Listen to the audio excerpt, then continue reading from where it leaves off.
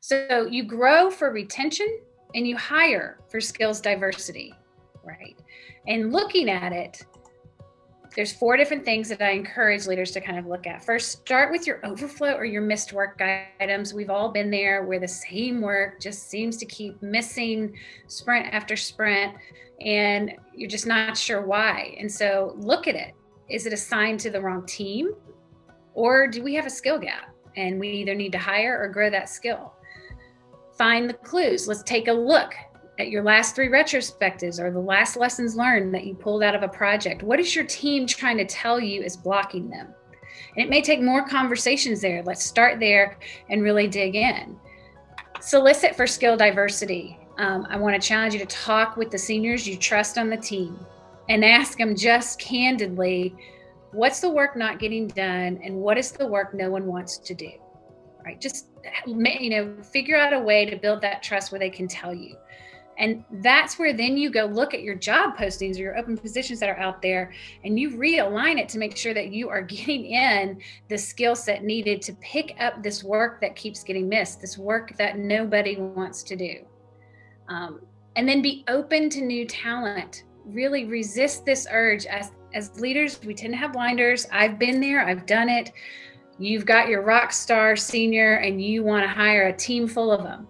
And we do this to ourselves without really knowing because we're comfortable. We know how to manage that. We know how to lead that type of personality, that type of skill set.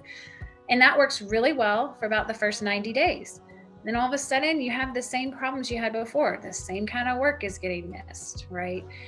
And so I would encourage you to resist the urge to hire another Bob, for example, and maybe you just really need to go hire a young Drew who will come in and pick up the easy, mundane work that the seniors don't really want to do. So really look at being open to that new talent and hiring for that skill diversity. And the graphics here, I put here for a couple of reasons, because we talked about skills. The reason your skills inventory is so important is if you look at it from a tech stack standpoint here, your front end, your back end, your database, and really lay it out, you should, what we look to do is create a heat map here that kind of shows you color-wise where is the majority of your team falling and where are the gaps. And another really great use of this is when the business comes to you and says, I want to bring in a new technology for this project.